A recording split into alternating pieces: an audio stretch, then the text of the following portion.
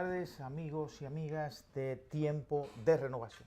Y Tiempo de Renovación llega a ustedes de lunes a viernes de 5 a 6 de la tarde por su canal Teleimpacto. Hoy es viernes y el cuerpo lo sabe, dicen algunos, Elías. Viernes de muchas variaciones. Así muchas es, hoy situaciones. estamos con ustedes Víctor Tineo y Elías Veloz. Saludos, Elías. Señor Tineo. ¿Cómo te sientes viernes? Los viernes siempre hay que empezar, como dicen, hay que empezar como uno termina. Y como uno empieza con buen pie, hay que terminar con buen pie. Con un mejor pie, entonces. Exactamente. Así es, sí, para nosotros el viernes y el lunes no tienen tanta diferencia, pero yo particularmente me gustan los viernes. Los viernes es como un colchón de la semana, donde tú sientes que lo que tú cumpliste dentro del transcurso de la semana te da un nivel de satisfacción y también te da la oportunidad de tú reevaluar si lo que tú hiciste fue de manera adecuada. Lo que tú dices que hay que hacerse un foda. Bueno, hay que hacerlo temprano, antes de irse a bailar. Bueno, pues sí. Hay muchas informaciones en el país, sí. Elías, sobre todo el tema que generalmente por asunto de ley, los viernes el tema de los combustibles, sí. Tenemos también el asunto de lo que ha pasado con el sistema eléctrico. Hay muchos temas que son muy sensibles. El tema de Menéndez, de Bob Menéndez. El tema también del caso de la niña Emily Peguero. El caso Cipla. Y el caso Cipla. ¿Cuántas cosas con esta sociedad? Hoy tenemos muchos temas donde vamos a empezar hablando. Esas son las partes negativas. La otra es que se sigue la inversión, que se han hecho cosas importantes, pero que nosotros hoy vamos a tratar los temas, esos temas. Los temas que la sociedad le inquietan. Hoy vamos a empezar también diciéndole a la sociedad que un tema positivo que es la baja de los combustibles, en donde la gasolina premium costará 238,30, bajando 2 pesos con 80 centavos. La gasolina regular costará 224,10, bajando 3 pesos con 20 centavos. El gasoil regular costará 183,60, bajando 40 centavos. El gasoil óptimo costará 196,80, bajando 70 centavos. El Artur costará 144,90, bajando 80 centavos. El Kerosene 171,80, bajando 1 peso. Full Oil 123,6, bajando 2 pesos con 10 centavos. El GLP o gas de cocina 101,30, bajando 50 centavos, y el gas natural 28,87, mantiene su mismo precio. Es una noticia buena porque había una tendencia de varias semanas a las alzas. Y hay que recordarle siempre a la gente, al pueblo dominicano, que esto es producto de una ley. Porque algunos ocasionalmente tratan como que de confundir, que es una decisión del gobierno, que es el Ministerio de Industria y Comercio, que de manera medaleganaria sube los precios de los combustibles. Hay algunos países que tienen esa revisión a un ciclo de tiempos diferente. Nuestra ley la tiene estipulada que cada viernes de cada semana se revisen los precios y fruto de esa observación del mercado internacional, más la tasa de cambio del dólar, que es la divisa, moneda que se utiliza para la adquisición de este rubro. Bueno, pues se ajustan los precios semanalmente. Exactamente. Pero no nos quedemos aquí, nosotros podemos tocar un caso también que va en el ámbito de la energía, el ámbito y que ha estado afectando también a la sociedad en general. Es el caso de los apagones que se han dado por la distribuidora de energía. Y en estos días que tenemos un problema de calor extraordinario, fruto de unos fenómenos, algunos los polvos del Sahara o el equinoccio o algo así, pero que en definitiva lo que sí que se siente que en Dominicana está haciendo mucho calor. Ha aumentado la temperatura. Una especie de verano anticipado y esto a bobas, como le dicen, pone a la gente boba, la capacidad de generación. Es difícil, muy difícil. La capacidad de poder hacer cosas disminuye, entonces hay que tener cuidado porque puede crear problemas en el sistema de las vías respiratorias, puede haber gripes y demás. Entonces lo que recomiendan, por lo general, lo que se recomienda es tomar muchos líquidos. muchos líquidos y probablemente subir los niveles de defensa combinándolo con vitamina C, comiéndose su guayaba, que tiene muchísima vitamina C, si la encuentra, ¿verdad?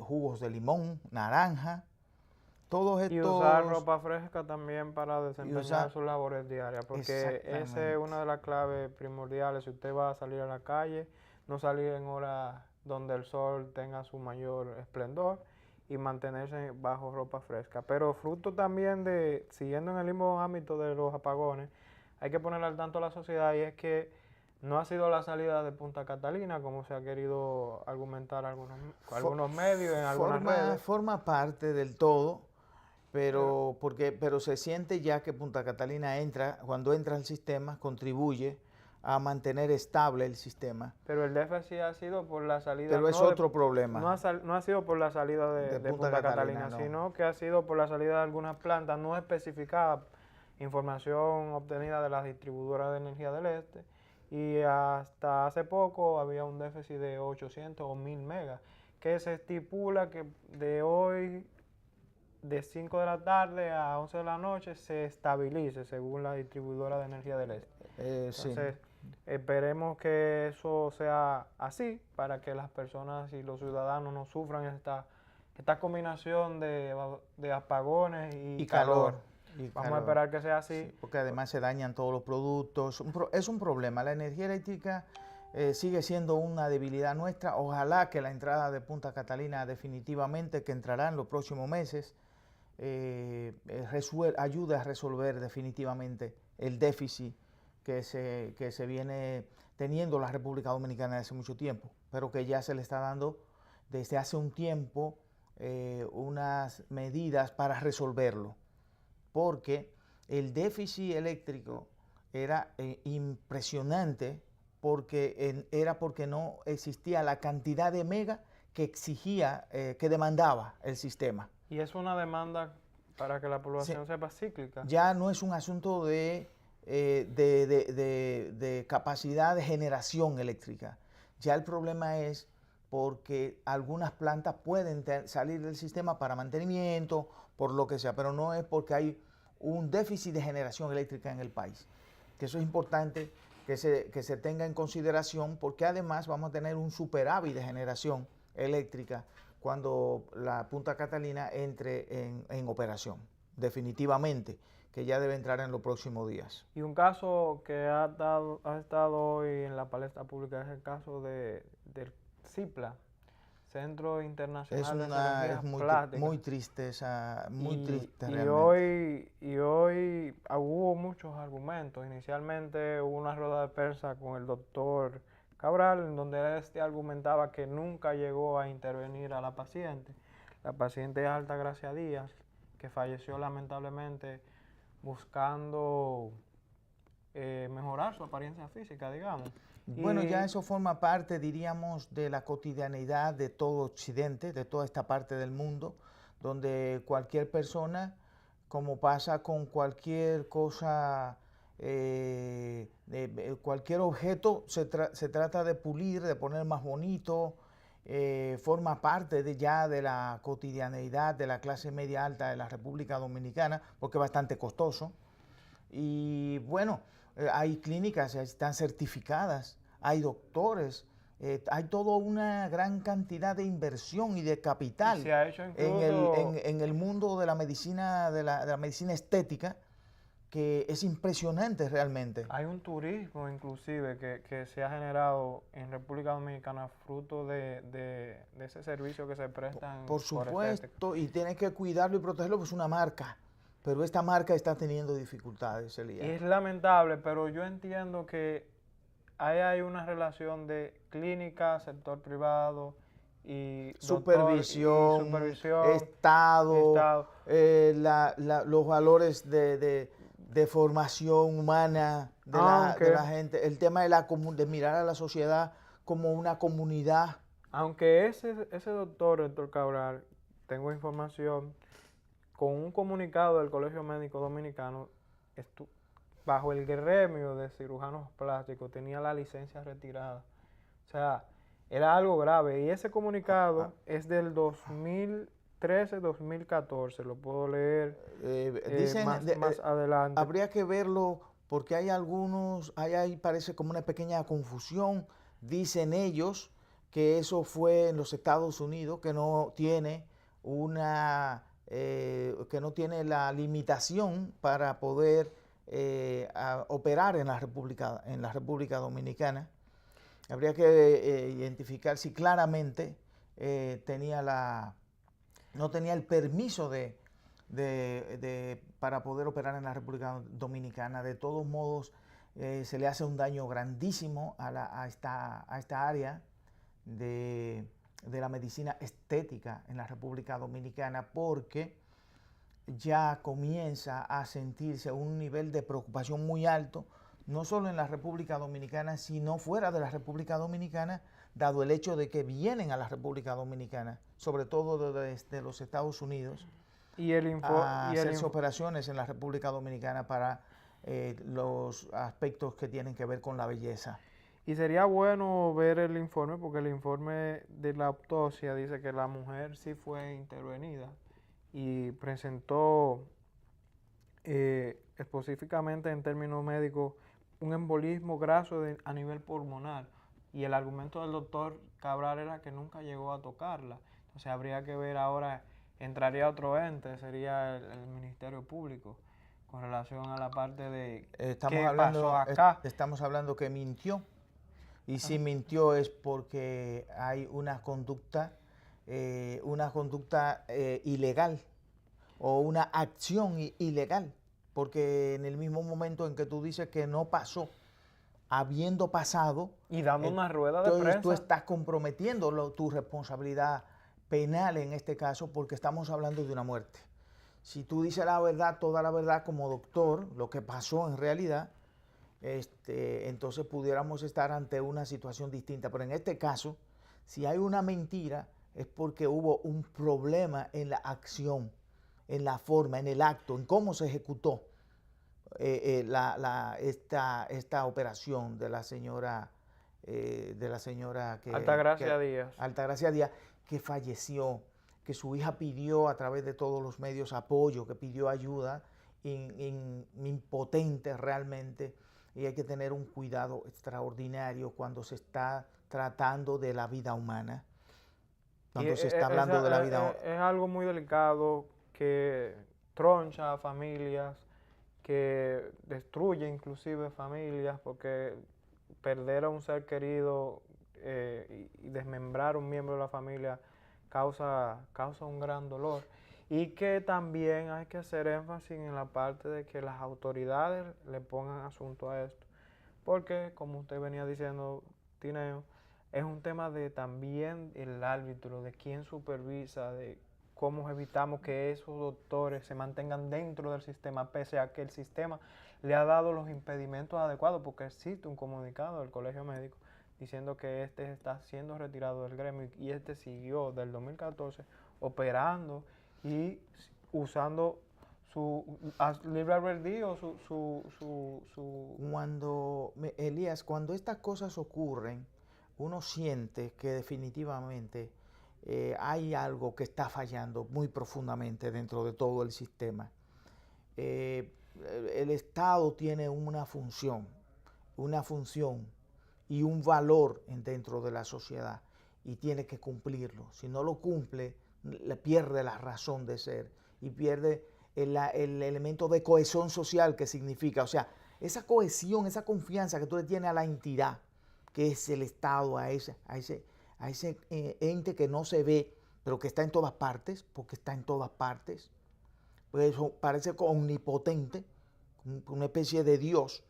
Sin embargo, Él está donde efectivamente no tiene a veces que estar, y no está donde tiene que estar. O sea, no sé si me explico. En este caso, como tú decías, el informe indica que esta clínica tenía un permiso para... incluso para 4 cubículos para realizar ese tipo de procedimientos, y tenía 12. Porque además estamos hablando que aquí la demanda de este tipo de operación es altísima, Y entonces lo que hay es un interés pecuniario, sobre todo y esencialmente de carácter pecuniario, cuando en estos casos lo que tiene que haber es un interés de salud, porque la persona que se hace este tipo de operación lo que anda buscando también es un equilibrio, incluso desde el punto de vista emocional, de autoestima, de sentirse más cómoda consigo misma o consigo mismo. Y eso ya está eso es algo que se entiende y que se comprende y que ya se forma parte del día a día. Entonces el Estado no puede permitir eso. No, y no podemos tampoco echarle la culpa al paciente, porque como usted dice, debe de haber alguien que juegue el rol de regular esas cosas. Y a veces, como paciente, querer buscar también la mejoría, porque es buscando la mejoría en dos ámbitos, la mejoría de, como usted dice, emocionalmente, y también la mejoría de por donde el bolsillo mío se ve menos afectado. Y en eso, cuando hay una combinación de esas dos cosas, podemos cometer el error de ponernos en manos de quien nos tronche la vida. Hay que verlo también, porque un procedimiento para que tú te sientas bien, pero si me sale a un costo más módico y esta persona está habilitada para prestar este servicio a un costo más módico, pues yo he optado por esa persona que tiene ese costo más módico. Pero esa persona que está dentro de ese sistema prestando servicio, que ya tenía ya ciertas advertencias y también declinaciones de algunos lugares, porque este señor no puede prestar servicio en los Estados Unidos porque tuvo incidencias y tuvo casos allá en donde tuvo mala práctica. Naturalmente, Elías, que las personas deben por sí mismas buscar información antes de ponerse en manos de alguien. Pero por lo general tú tienes la confianza, tú estás como en una especie de que si la clínica está operando, está en una zona como esa donde está. Una zona prestigiosa. Lo primero que tú partes es del criterio de la confianza. Y tú crees que si es un doctor, pues es una persona buena, porque el criterio que hay y el concepto del cual tú partes, que un doctor tiene por la naturaleza de su labor, de su oficio, que es una persona que es buena, porque ha hecho el juramento hipocrático, porque es una persona ética, porque es una persona, lo que más se parece, como dicen, a Dios, porque tú pones tu vida en manos de esta persona. Toda operación tiene un riesgo. Entonces, antes de ponerte en manos de un médico, debe primero evaluar y buscar e investigar qué es. Porque si te sale esa información de que tiene un problema con su licencia, que no puede operar Y que tiene en un los Estados historial, y Unidos, que tiene un historial que es traumático. entonces no hay ninguna razón del mundo para ponerte en manos de ese doctor. Pero el otro lado es, ¿cómo es posible que en un país medianamente civilizado con algunas reglas, que sean por lo menos unas pocas, pero que esas pocas reglas que se puedan cumplir, que se cumplan de manera cotidiana, que no haya un supervisor, que no haya nadie que pueda actuar al margen de la ley en casos, en ningún caso, pero en casos como este, en que lo que estamos hablando es de la vida de la persona, pero además estamos hablando de lo que es la totalidad de la sociedad dominicana, porque esto deja muy mal parado a todo el sistema, todo lo que tiene que ver con el tema de salud, en el caso de la medicina estética, y República Dominicana ha promovido, lo promueve a nivel internacional, que aquí tenemos la posibilidad de que usted puede venir, el turismo de salud forma parte ya importante del nivel de ingreso de la República Dominicana, y estamos tratando de que la República Dominicana se vea como un país, una potencia regional en materia de turismo de salud, y esto nos afecta muchísimo, muchísimo, porque una muerte es un hecho que es muy lamentable y que genera un nivel de desconfianza extraordinario en esta área de la medicina de la República Dominicana. Nosotros acá en tiempo de renovación, lo que esperamos, vamos a esperar que se agoten los debidos procesos, vamos a esperar que salga el informe final. Esto fue un informe preliminar, pero ya va dando indicios de qué cosas se deben tomar en lo adelante, y esperemos que estas cosas que se tomen en lo adelante sean ejemplares para que estos casos y quienes estén reincidiendo en estos casos no opten por la reincidencia, y que esas personas que están dentro de ese sistema haciendo esa labor desaparezcan,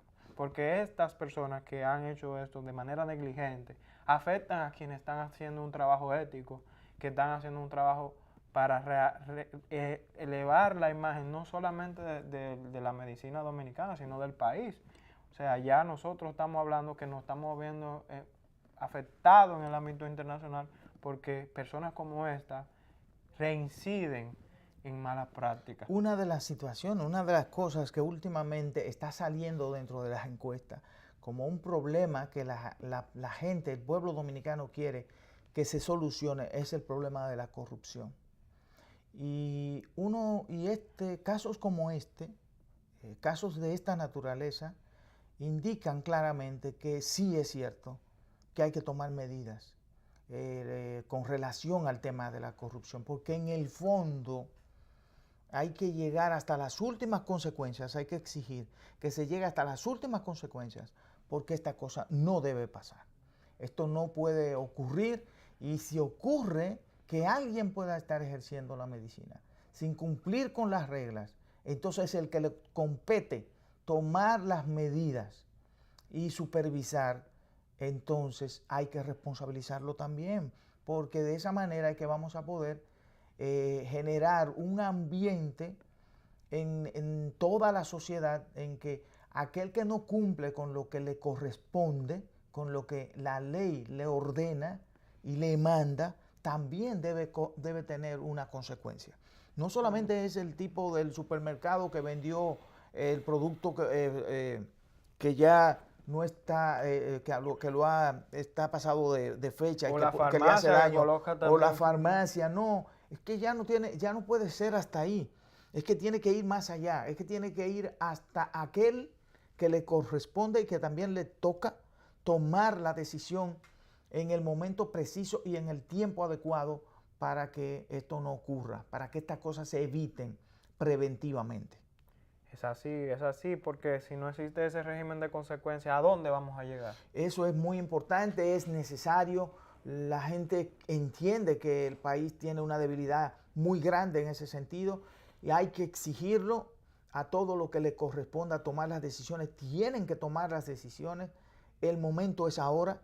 Nunca es tarde para cambiar el rumbo de una situación determinada. Siempre existe una posibilidad de que lo que le toca cumplir, a quienes le corresponde cumplir con la regla, la hagan cumplir y la cumplan también. Hay que mandar esa señal y ese mensaje siempre en una sociedad que se quiere que sea siempre mejor. Elías, y también la República Dominicana le está pasando algo Sí, hoy en la materia política. Hay que salir así de un tema porque hay que entrar el otro de una vez. tenemos un problema político en la Sí, República una Dominicana advertencia con del el tema de la reelección. Sí, el senador Bob Menéndez, conocido ya en el ámbito local, porque Bob Menéndez tiene una historia acá Una relación muy, muy estrecha con el país.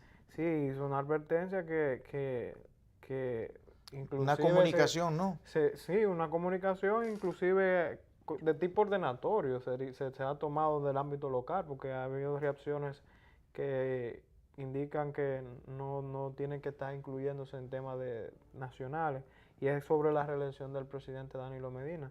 Indica la posición de Bob Menéndez es que el presidente Danilo Medina no debe de modificar la constitución para reelegirse, pero yo entiendo que hay que ver de dónde viene cada cosa, y Bob Menéndez tiene un historial muy difícil. En definitiva, Elías, los Estados Unidos, en sentido general, su relación con América Latina ha sido una relación de fricción.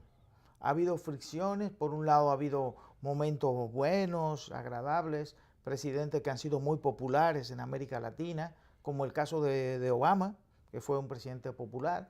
el mismo Bill Clinton. Parece que los demócratas en América Latina se llevan mejor. El mismo Obama llegó hasta el punto de establecer relaciones diplomáticas con Cuba, cambió la forma de relacionarse con Latinoamérica. Puso sobre la mesa el cerrar Guantánamo. Exactamente, y yo creo que los Estados Unidos en sus relaciones con América Latina históricamente ha habido muchas fricciones, y uno de los aspectos clave que ha tenido Estados Unidos es que no ha sabido relacionarse con América Latina desde una óptica multilateral. Ha habido una acción unilateral y lo vemos, por ejemplo, con las acciones unilaterales, con las famosas certificaciones. Yo te certifico a ti, pero tú no me puedes certificar a mí.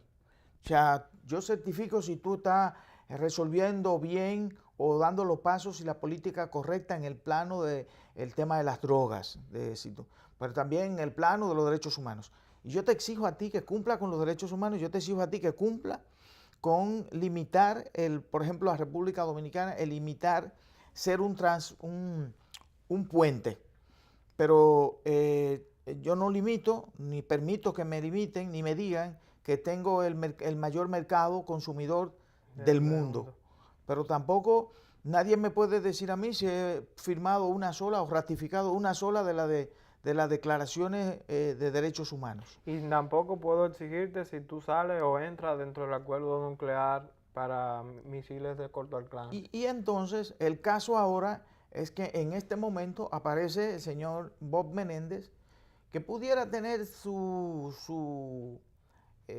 posición dentro del Congreso de los Estados Unidos, porque Estados Unidos, como una nación que tiene una relación con la República Dominicana, pudiera preocuparle los riesgos que pueda tener la República Dominicana en materia política, en materia económica, en materia social, como nos preocupa a nosotros lo que pasa en Estados Unidos. A nosotros nos preocupa la forma cada vez que el presidente Trump toma una medida que nosotros consideramos que es desacertada, que es incorrecta, que es mala. Nosotros opinamos porque además estamos en un mundo globalizado. Ahora, pasar de ahí a solicitar, intervenir, o sea, solicitarle, por ejemplo, al canciller de la República Dominicana que le envíe que le pida a los Estados Unidos que el señor Trump debe renunciar o debe irse porque él está haciendo un gobierno que desde mi punto de vista no sirve o no funciona. Y eso es otra cosa, porque ya es que tú le estás pidiendo al Estado dominicano que intervenga en el Estado de los Estados Unidos de América. Y parece que eso ya no es práctica. Una opinión. Exacto, es una práctica. Pasa con Venezuela, con el señor Rubio. Pasa con Irán. Pasa con Irán, pasa con la Unión Europea. Pasa con Alemania. Con Alemania. Entonces, parece que eso ha sido la línea de la política exterior de los Estados Unidos en esta nueva administración. Yo siento que ha habido una situación de entender realmente y de comprender y de interpretar la realidad actual, Elías. Yo pienso que ha habido un problema de parte de la nueva administración de los Estados Unidos, un problema que uno no lo alcanza a entender, dado el hecho de que los Estados Unidos es el país que actúa más sobre la base de las estadísticas, del estudio para las tomas de decisiones. Sin embargo, en este caso hemos visto que muchísimos funcionarios llegan y al otro día se van. Eso nunca se ha visto. Senadores toman la bandera de la política exterior y trazan órdenes hacia algunos temas de política exterior. Intervienen en los demás, en los países, van a las reuniones con sus socios estratégicos, discuten con sus socios estratégicos, pelean con sus amigos, intervienen innecesariamente, como está pasando con el caso de Venezuela. Pues eso es innecesario. Lo que está pasando ahí, vamos a conversar un ratito al respecto, pero lo que nosotros tendríamos que decirle de este tiempo de renovación, Elías, creo que es que los Estados Unidos interpreten la realidad actual. Y que ya esa política de viene confrontación, de guerra, de que yo soy el más fuerte y porque soy el más fuerte tú tienes que obedecerme. Estos son otros tiempos. Son tiempos de multilateralismo, no son tiempos de unilateralismo, son tiempos de bloques, de un mundo multipolar, de polos, y hay que entenderlo. Estados Unidos lo que tiene, y deben darse cuenta que tienen que hacer un esfuerzo mayor, porque su juventud vea en el estudio y en la formación y en el desarrollo de sus capacidades y habilidades la posibilidad de que la potencia continúe, no en la cantidad de armas. Esa inversión que hacen ellos en armas de 800.000 millones de dólares Eso es es una inversión extraordinaria, fuera de serie, pero el futuro no va a ser el futuro del que tenga las armas más poderosas, porque el arma más poderosa, que ya lo estamos viendo, lo tienen a veces un muchacho como Zuckerberg, o un muchacho como lo de Google, Y decía que porque maneja el conocimiento. el presidente Mojica que cómo podemos decir, que con qué cachaza los líderes del mundo pueden decir que hay gente pobre cuando cada minuto se gasta promedio 5 o 6 millones de dólares en inversión de armamento. ¿Con qué cachaza? ¿Con qué cara? ¿Con qué argumento? Que es antiético. La pobreza hoy es una vergüenza ética para todos los países ricos y para el mundo, porque no es posible, como sale que muchísimos niños nacen desnutridos y tienen problemas de capacidad de desarrollo de sus capacidades intelectuales y cognitivas. Eso es una vergüenza. Pero ¿qué es lo que pasa? Que yo digo, ahí es otro punto, que Estados Unidos no está interpretando la realidad actual, que lo que hace es que se retira de los lugares donde hay un compromiso ético para resolver este problema. Y este problema de la pobreza no es un problema que le compete solo a la Unión Europea o a Japón o a China. Es un problema que le compete a la humanidad entera. Es un tema ético, de carácter ético. Entonces no es posible que eso ocurra. Y todo esto que está pasando es porque un problema, yo siento que Estados Unidos no está interpretando la realidad que está pasando en el mundo actual. La realidad es distinta. El mundo que estamos viviendo es distinto, no es un mundo de la confrontación, es un mundo del diálogo, de la solución de los problemas por la vía de buscarle la salida más adecuada y más propicia. No es diciendo, como yo soy el fuerte, usted tendrá que hacer lo que yo quiera. Eso no es así ya. Y incluso es un mundo de quién desarrolla y a qué costo lo desarrolla y un mundo, cómo tú me lo pones en el mercado. Porque lo que está pasando incluso con el 5G, hay un tema de que hoy algunos comerciantes y medios estadounidenses dicen que si se sigue con la confrontación con Huawei, Ajá. podría perderse 13.000 millones de dólares. Y pierden, pero no solo lo pierde China, también lo pierde Estados Unidos, oíste, porque hay una interdependencia que ya no hay forma de crear un ambiente que sea distinto en estos momentos. La interdependencia es la clave de hoy, y el que crea que puede vivir aislado se equivocó. Y hay que decir, hay que llamar, antes de irnos a la pausa, al liderazgo político nacional. El liderazgo político nacional tiene que ponerse de acuerdo, porque cuando esto ocurre es cuando el liderazgo político de una nación vive peleándose entre sí sobre la base de intereses generalmente particulares. Y no hay en el fondo un interés de carácter colectivo. Y el carácter colectivo tiene que ser sobre la base de la defensa de los valores de la paz del país, de la nación dominicana, que son los valores de la libertad, los valores de la defensa de su soberanía, de su constitución, de sus leyes, de sus reglas. Eso es lo que nos une a todos como dominicanos. Y cuando hay una confrontación entre nosotros, entonces en medio de esa confrontación llegan otros que quieren decir que ellos son los que tienen que imponer las reglas porque no somos capaces de ponernos de acuerdo. Y quieren pescar en mar revuelto. Eso ocurrió, hay que decirlo, en la intervención del 65 nos pasamos a pelear con armas en la mano, guardando las diferencias, guardando la distancia, y eso ocurrió siempre que aquí venían las famosas revoluciones aquellas, que los dominicanos nunca podían ponerse de acuerdo, y a cada rato un presidente duraba 6 meses, era mucho, entonces hay que tener cuidado, pensemos en el país, primero pensemos en el país, y el país está por encima de todo, y nadie tiene que decir a la República Dominicana qué es lo que tiene que hacer, pero la República Dominicana tiene que demostrar que es capaz de caminar y de dirigirse como siempre lo ha hecho. Vamos a la pausa y volvemos en un instante.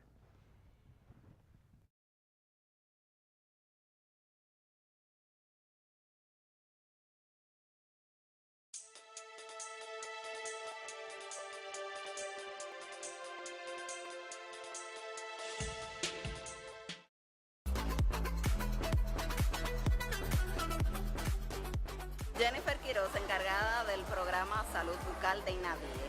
Por 5º año consecutivo estamos realizando el Día Nacional del Cepillado, una iniciativa de la Presidencia de la República para reforzar la importancia del cuidado de los dientes.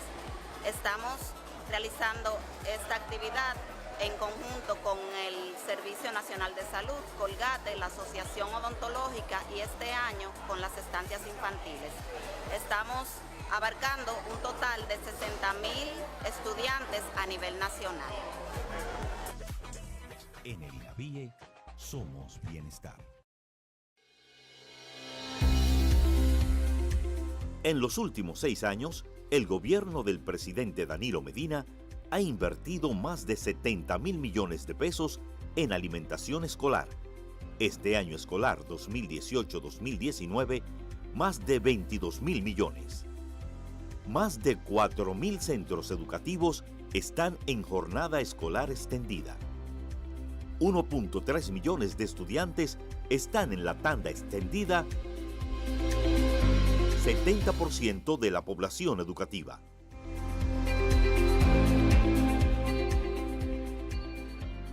$1.168 suplidores MIPYMES son los responsables de la elaboración con calidad de la alimentación escolar. Diariamente, los estudiantes se van a sus casas con el 70% de los nutrientes requeridos. Así estamos construyendo una nación de bienestar. En el INAVIE somos bienestar.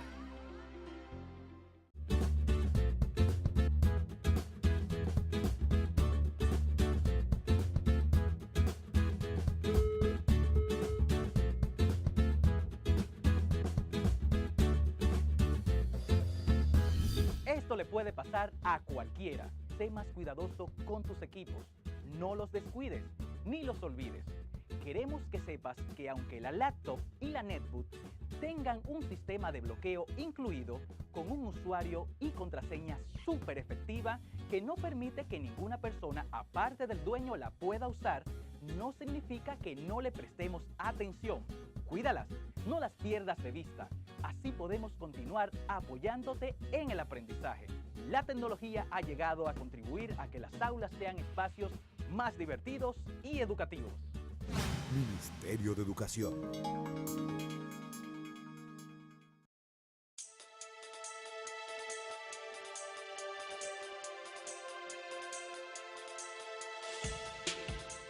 Con tiempo de renovación. Esto es en vivo, Elías. Así vivo. que hay que estar atento. Y no, Pues seguimos en el ámbito internacional y hablando dentro de la vertiente de los Estados Unidos, podemos decir también que han habido algunos hechos que han sido de sumo interés para la comunidad internacional con relación a la parte del caso de Venezuela y el desalojo de los 4 jóvenes que ocupaban la embajada de Venezuela en Washington y la puesta en posición del embajador designado por el señor Juan Guaidó, cosa que ha generado muchísima controversia porque ha habido algunas posiciones de muchísimos países que se ha dicho que se violó la Convención de Viena, pero nosotros sabemos que esa Convención de Viena es un caso de reciprocidad. si sería así, es si tú me prestas ciertos privilegios dentro de tu nación, yo también te lo presto así. Eso es lo que se ve dentro del ámbito diplomático. Me gustaría que la gente entienda lo que dice esa convención, porque no necesariamente es que yo te prohíbo que tú entres a mi embajada, sino es más por costumbre. Es más, si tú en mi nación yo te doy este beneficio, pues en tu nación yo también te doy este beneficio. No está explícitamente de que nadie puede entrar a una embajada, pero la gente a veces desconoce de eso, lo que es eso en el ámbito diplomático por costumbre. Cuando se ven esos eventos así, causa muchísima conmoción, porque en el ámbito diplomático es una cosa de costumbre y no se acostumbra a usted acceder a una embajada. Sí, tú tienes toda la razón, Elías. Es un asunto de reciprocidad, sobre todo en el ámbito diplomático, pero hay una convención internacional que indica que ningún Estado puede violar el entorno de una embajada. Exacto. Porque se habla de que esto es un territorio del otro Estado, la embajada. Y entonces sería como una provocación. Exacto. Y además sería una violación del derecho internacional público de manera directa. Es como, diríamos, un ataque, una forma de atacar a otro país. Pero ¿qué es lo que ocurre? Que aquí hay una confusión. Se ha generado una confusión internacional. Yo digo que Occidente está cometiendo un error grave de imagen y de forma de manejar las cosas como nunca en su vida. Yo creo que ha perdido la cabeza desde el punto de vista del derecho internacional público, que nace y se desarrolla y toma su mayor nivel de fortaleza en el continente europeo y se desarrolla mucho a nivel de América, del continente americano, que es un heredero del continente europeo. Entonces, ¿por qué yo digo que se han perdido la cabeza? Porque cuando no se cumplen las reglas, lo que estamos es provocando la posibilidad de violencia y de que se genere un ambiente de hostilidad. En el continente americano hace mucho tiempo, Elías, que no vemos fuerzas enfrentadas con las armas. No vemos aviones volando, disparando armas a diestra y siniestra en la capital de un país latinoamericano. Hace mucho tiempo que no lo vemos. Mucho tiempo que no lo vemos. Creo que el último que vimos así fue lo de Panamá. Fue Panamá. Por la intervención de los Estados Unidos con el caso Noriega. Y más atrás vimos el desastre de Chile con la muerte de Salvador Allende y lo que esto implica. Yo creo que esto que está pasando, esta confusión, puede generar un nivel de violencia, porque Europa y Estados Unidos han adoptado, sobre todo muchos países de la Unión Europea, una decisión que no es correcta. ¿Cuál es esa decisión, Elías? Apoyar a un señor que por más poder que tenga y por más representatividad que tenga, no tiene el control de la estructura del Estado venezolano. No tiene, como dicen en la diplomacia, no tiene una tierra establecida, no lo tiene. Y entonces, ¿qué es lo que pasa? Que lo que se está es provocando la posibilidad de que se genere violencia.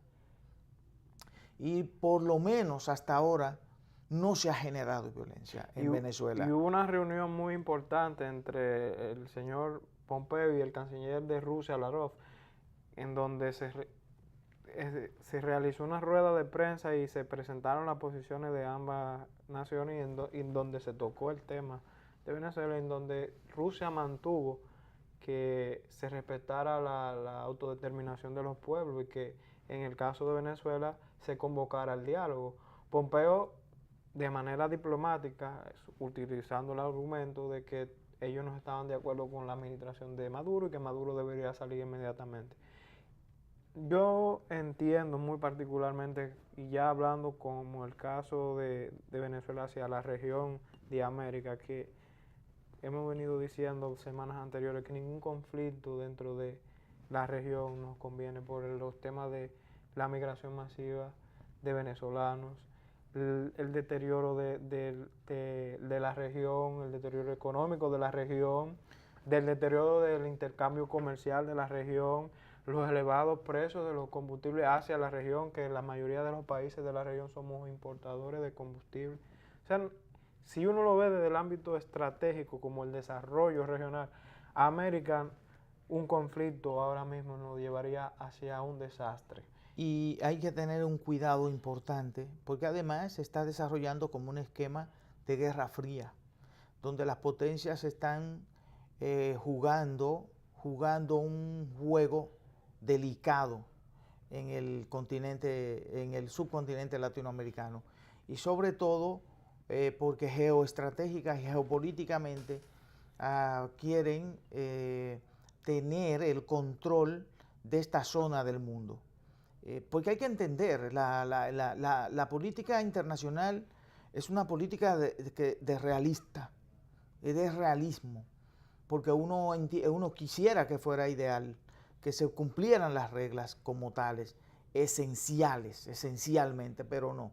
El poder se impone y nosotros lo que tenemos es que jugar a que no haya violencia. La idea que nosotros hemos planteado es que los grandes entiendan que los países tienen el derecho y todos los países, para poder hacer valer ese derecho, tienen que ponerse de acuerdo. Todos estos países pequeños de América tienen que ponerse de acuerdo para defender su soberanía. Pero ¿qué es lo que ha pasado? ¿Qué es lo que ha pasado con América Latina? Siempre se están peleando entre sí. Nunca se ha llegado a conformar un organismo. No hay una forma de ponerse de acuerdo. ¿Qué es lo que pasa ahora en Sudamérica? O que se conforma un grupo, en vez de decir, no, mira, nosotros tenemos un acuerdo, porque hay un acuerdo en el cual los países latinoamericanos se comprometen a la defensa recíproca y a la solución en el territorio latinoamericano de los problemas que se puedan presentar. Pero ¿qué ha ocurrido? No, nada de eso. Se alinean con Rusia o se alinean con Estados Unidos. Una cosa increíble, cuando los intereses de Rusia y los intereses de los Estados Unidos no tienen nada que ver con los intereses de los países pequeños de América Latina, porque ellos tienen otros intereses y los problemas son otros. Nosotros tenemos que reunirnos, juntarnos para defender nuestros intereses, que están sobre todo en nuestra materia prima, que es lo que tenemos dentro de nuestros territorios. No, pues entonces nos alineamos de una vez, o con esto o con aquel, no, con ninguno. Lo que debe ser es que ellos nos respeten como tienen que respetarnos, porque nosotros juntos sí somos capaces de pelear con ellos en todos los terrenos. Cuando digo pelear es en el mundo de competir internacionalmente, en el tema de productos, bienes y servicios, pero no ha sido así. El problema ahora, como tú dices, es el problema que acaba de acontecer. Estados Unidos entra en la embajada de Venezuela en los Estados Unidos. Si la reacción de Venezuela fuera de reciprocidad, entrar a la embajada de Estados Unidos y lo sacara de ahí, y así es que debería ocurrir. Así es que debería ocurrir desde el punto de vista de quién es que tiene el control del Estado venezolano. Eso es un juego sucio y delicado. Entonces, ¿qué pasa? No va a ocurrir porque sería un error. Sería un error grave que el gobierno del presidente Maduro reaccione de esta manera. Tiene que reaccionar con pies de plomo y con actitud de resolver el problema. Y es un asunto que tanto amerita que tenga pies de plomo, que estamos hablando de la estabilidad de la región. Como usted dice, estamos en un momento muy hostil. Hay información de que hay tropas en la frontera con Brasil, hay tropas en la frontera con Colombia, y se ve un ámbito de provocación, de generar algún tipo de conflicto, y ningún conflicto ahora mismo es viable para una región Estados Unidos tiene la región latinoamericana llena de bases militares. Para una región que lo que aspira a salir del subdesarrollo, a crecer y a buscar nuevos mercados. La solución, y ahí tiene que intervenir Alemania, que Alemania juegue su papel, que la Unión Europea juegue su papel. están dejando que la ONU juegue su papel, porque también el discurso de la ONU solamente ha sido que no quieren una intervención militar, no, que dejen al tema de Venezuela que se haga el diálogo, pero nunca ha puesto sobre la mesa la objeción de la no intervención militar. La ONU todavía no ha puesto eso, ni se ha pronunciado no está de acuerdo con la intervención militar. Pero no lo pronuncia tangentemente. El asunto es que ahora hay un grupo de intervención para el diálogo, que varios países de la Unión Europea están participando en él. El presidente Maduro hoy se reunió con una delegación. El presidente Guaidó, hay que decirle el presidente interino, porque así es que 50 países le llaman, hay que decirle así. Entonces este señor, el presidente interino, sin ningún poder, también está al tanto. Señores, la salida es que se sienten para producir una posible elecciones en Venezuela y que del resultado de esas elecciones todo el mundo se comprometa a respetarlo. Y eso es la clave para resolver el asunto, porque en Venezuela se ha llegado a un punto, a un nivel de confrontación tan elevado que sentarse en la mesa del diálogo para buscar una salida que no sea mediante un proceso de esa naturaleza es prácticamente imposible. Prácticamente imposible. Entonces, es necesario, porque además el pueblo venezolano, el que más está sufriendo, son los que menos tienen en Venezuela. Y esos son los que no tienen a nadie que los defienda. Es increíble.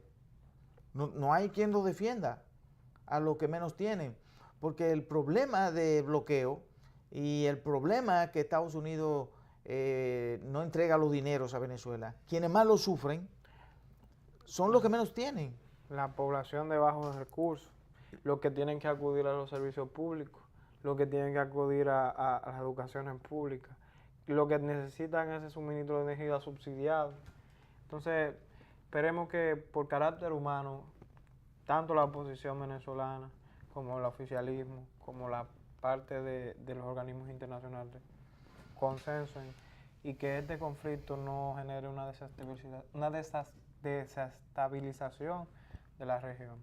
Esperemos que sea así, que se ejecuten los debidos procesos, como indicó Tineo, y que ese proceso lleve al consenso y a que se genere la estabilidad y la paz ante todo. Es que tiene que ser de esa manera, es que el diálogo es la salida, es que el diálogo es la solución, es que ahí es que está el punto fundamental, el punto focal, porque si no es a través del diálogo, entonces sería a través de la violencia, porque no hay otro mecanismo que para resolver un problema de esta naturaleza en ese país.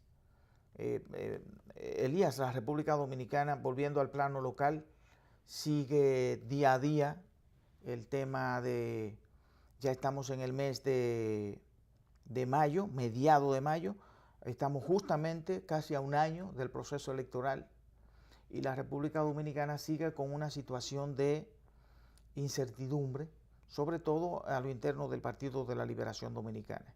Yo pienso que nosotros desde Tiempo de Renovación tenemos que enviar un mensaje claro a las autoridades del PLD, sobre todo al comité político, que mediten, y sobre todo al presidente Fernández y al presidente Danilo Medina, que mediten, que piensen que la República Dominicana ha alcanzado un nivel importante de estabilidad, un nivel importante de confianza en la población dominicana, porque por más que se diga que los sistemas de partido y que todo está en una situación de desconfianza, pero sigue la mayoría del pueblo dominicano creyendo y confiando que las organizaciones políticas pueden todavía resolver los problemas fundamentales del país. Entonces hay que valorar eso, hay que tomarlo en consideración, y eso tiene que tomarlo en consideración en este momento el partido que tiene alrededor del 50% de la población dominicana que lo apoya. Casi nos están diciendo que nos vayamos, entonces creo que debemos irnos. Este jovencito que tuve aquí ya tiene un niño, así es que está la patria está en peligro, pero una muy buena moza, una niña, ¿verdad? Así que es uno de los jóvenes que trabaja aquí con nosotros, hay que felicitarte, felicidades. Y ya tú sabes, a trabajar el doble y a tratar de ser un referente como padre, que ese es el punto, ¿verdad? Trabajar mucho y hacer las cosas bien. Bueno, será... Para la próxima semana hay que dejar algo ya. Entendemos que irnos será para el próximo lunes. Y Dios mediante, estaremos por aquí diciéndoles los quehaceres de la nación. Así es, hasta el lunes si Dios quiere.